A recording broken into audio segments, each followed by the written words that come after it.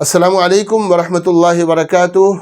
मैं हूं आपका खादिम मुफ्ती हकीम अब्दुल क़य्यूम जयपुरी, आपकी खिदमत में एक नई वीडियो के साथ हाजिर हूं। पिछली वीडियो में हमने फ्यूचर्स के बारे में बात की थी, आज हम ऑप्शंस के बारे में बात करेंगे। ऑप्शंस के माने आते हैं किसी चीज़ का इख्तियार लेना, किसी चीज़ का राइट लेना या देना। मुझे इस चीज़ का राइट है या मुझे इस चीज़ का राइट मैंने दिया खरीद कर, राइट लिया या खरीद कर बेच कर राइट दिया। ऑप्शंस में ये भी डेरिवेटिव मार्केट है। फ्यूचर्स एंड ऑप्शंस ये पूरा का पूरा डेरिवेटिव मार्केट है। जैसा आपने फ्यूचर्स के बयान में सुना, तो ऑप्शंस के बारे में, ऑप्शन क्या होता है पहले वो भी समझ लें। ऑप्शन ये होता है और ऑप्शन करते क्यों है, ऑप्शन क्या है और ऑप्शन क्यों किया जाता है।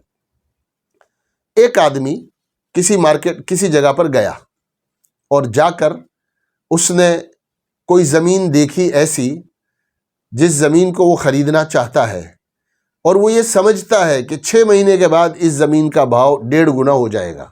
6 महीने के बाद ये ज़मीन महंगी हो जाएगी किसी भी वजह से। तो अब अभी इसके पास ख़रीदने के पैसे नहीं हैं और इसने एक बड़ा सौदा, जो खेत का मालिक था या ज़मीन का मालिक था, उससे जाकर ये किया कि मैं आपको एक प्रीमियम देता हूँ, कुछ पैसे आपको एडवांस देता हूँ, प्रीमियम दे देता हूँ, और मैं इस बात को फिक्स करता हूँ कि मुझे इख्तियार होगा कि 6 महीने बाद मैं आपकी ये ज़मीन 10,000 रुपये गज़ के भाव से ख़रीद लूँ। ये मिसाल दी हमने आपको। उसको अंदाज़ा यह है कि 6 महीने बाद इस ज़मीन का भाव 15,000 रुपये स्क्वायर फीट हो जाएगा। मैंने सौदा कर लेता हूँ कि भाई 6 महीने के बाद मैं इस ज़मीन को 1,000 रुपये स्क्वायर फीट के भाव से आपसे ख़रीद लेता हूँ, और ये ख़रीदने का मैंने ऑप्शन लिया। मुझे राइट है कि मैं ख़रीदूँ। अगर मैं ख़रीदने आऊँगा तो आपके लिए बेचना ज़रूरी है। बाइंग का जब ऑप्शन लेता है आदमी, तो बाइंग के ऑप्शन का मतलब यह है कि जिसने ऑप्शन ख़रीदा उसे राइट है कि वो 6 महीने के बाद ख़रीद ले। बेचने वाले का ऑब्लिगेशन है, बेचने वाले के लिए ज़रूरी है कि उस ऑप्शन को बेचे। उसके लिए अब चाहे उस दिन भाव 10 से घटकर 8,000 रुपये रह गया हो या 10 से बढ़कर 15,000 रुपये हो गया हो, बेचने वाला पाबंद है, ख़रीदने वाले को इख्तियार है। अब 6 महीने हो गए। जब 6 महीने हो गए तो ख़रीदने वाले ने क्या देखा? ख़रीदने वाले ने ये देखा कि जिस ज़मीन को मैं ये सोच रहा था कि 10,000 रुपये के बजाय 15,000 रुपये की हो जाएगी, उसका भाव 8,000 रुपये हो गया है, दाम घट गया है। मैंने जो है 10% 5% का एक प्रीमियम दे दिया था। अब जाहिर है कि अगर मैं ये ज़मीन ख़रीदूँगा 10,000 रुपये के भाव से और भाव है 9,000 रुपये या 8,000 रुपये, तो मुझे लॉस होगा। तो मैं अपने इस ऑप्शन को जो है वो इख्तियार नहीं करूँगा और अपना प्रीमियम छोड़कर आ जाऊँगा। ये हुआ ऑप्शन बाय करने में लॉस करना। दूसरी मिसाल है जिसमें ऑप्शन बाय करने में आप क्या करते हो? आप प्रॉफिट करते हो।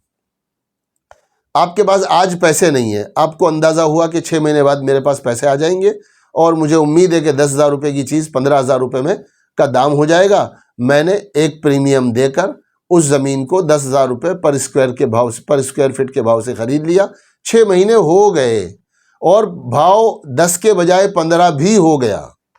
जो मैं सोच रहा था वो हो गया, लेकिन पैसे मेरे पास अभी भी नहीं है पूरे ख़रीदने के। तो मैं एक आदमी को पकड़ के लाया और उसको मैंने कहा, देखो ये ज़मीन 15,000 रुपये गज़ की है और मुझे इस ज़मीन के ख़रीदने की चॉइस है, बेचने वाले पर ऑब्लिगेशन है। 15,000 रुपये का भाव है, आप ऐसा करो 14,000 रुपये में ख़रीद लो। उसने 14,000 रुपये में ख़रीद ली और मुझे पर स्क्वायर फीट 4,000 रुपये का नफ़ा हो गया। मुझे पर स्क्वायर फीट 4,000 रुपये का नफ़ा हो गया। हालांकि मैंने ख़रीदी नहीं है, मुझे सिर्फ ख़रीदने का एक राइट था जो मैंने पाया था। मैं इस 4,000 रुपये पर स्क्वायर फिट या 5,000 रुपये पर स्क्वायर फिट के नफ़े को पाने का इख्तियार जब पाता जब मैं वो ज़मीन ख़रीद लेता, उसका फुल पेमेंट कर देता या पार्ट पेमेंट कर देता, सौदा कर लेता, फिर मैं उस ज़मीन को किसी और को बेचता, तब वो मेरे हक़ में वो 4-5 हज़ार रुपये पर स्क्वायर फिट मुनाफा होता और वो हलाल होता।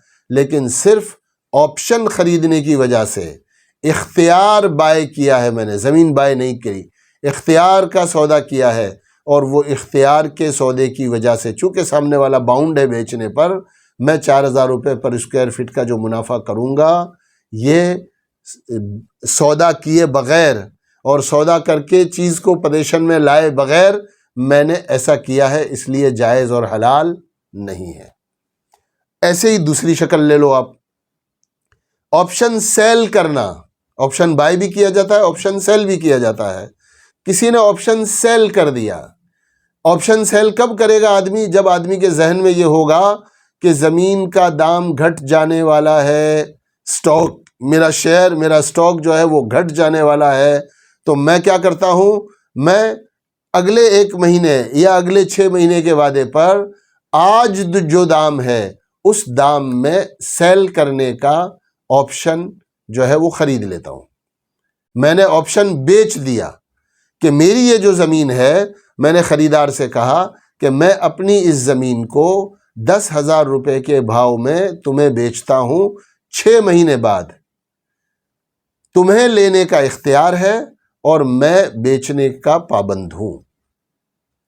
क्यों बेच रहा हूँ मैं इसलिए बेच रहा हूँ कि मुझे ये अंदाज़ा है कि इस ज़मीन के, मेरी ज़मीन के आसपास कुछ ऐसा होने वाला है कि अब ये भाव इसका 10,000 से घटकर 8,000 रुपये हो जाएगा। तो मैं ये चाहता था कि 6 महीने बाद मेरे होने वाले लॉस को मैं प्रोटेक्ट करूं और मैं बेचने का पाबंद बन जाऊं। तो मैंने अपना ऑप्शन सेल कर दिया। जब मैंने अपना ऑप्शन सेल किया, अब 6 महीने बाद जब 6 महीने हो जाएंगे तो 2 कंडीशन में कोई एक कंडीशन होगी, या तो दाम घट चुका होगा या दाम बढ़ चुका होगा। अब अगर दाम घट गया है ना, और जब दाम घट गया है तो सामने वाला खरीदेगा नहीं, उसने 10 में खरीदी है, उसका दाम 8 हो गया है, तो वो इसको लॉस में बेचेगा और मुझे प्रॉफिट हो जाएगा।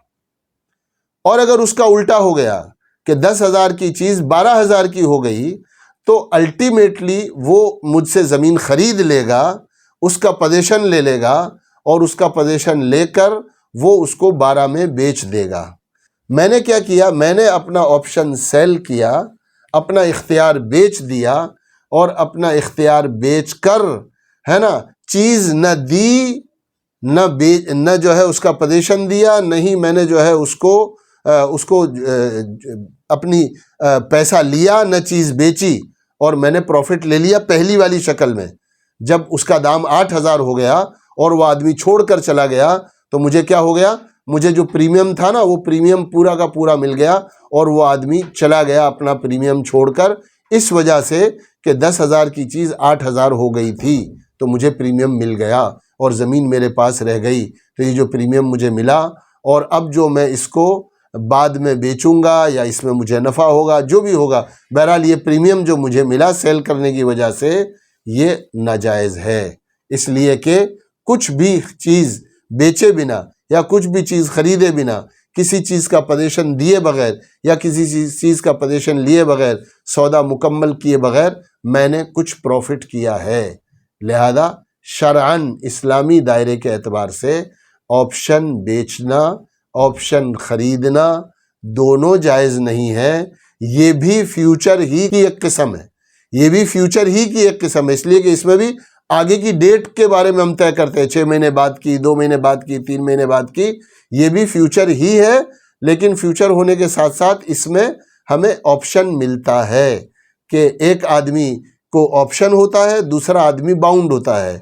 बेचने वाला बाउंड है तो ख़रीदने वाले को ऑप्शन है, ख़रीदने वाला बाउंड है तो बेचने वाले को ऑप्शन है। इस तरह की सिचुएशन इसमें होती है और बहुत ही क्रिटिकल है, बहुत ही इसके जो फंडामेंटल्स हैं और इसकी जो तरीक़े हैं वो काफ़ी पेचीदा है।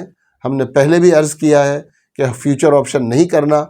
आज का सेशन हमने ये इसलिए किया है ताकि हम थोड़ा सा ये समझ सकें कि फ्यूचर्स और ऑप्शंस क्या होते हैं, ताकि उसकी हकीकत हमें समझ में आए और लॉजिकली हम इसको समझ पाएँ कि इस्लाम ने इन दोनों को क्यों हराम किया है।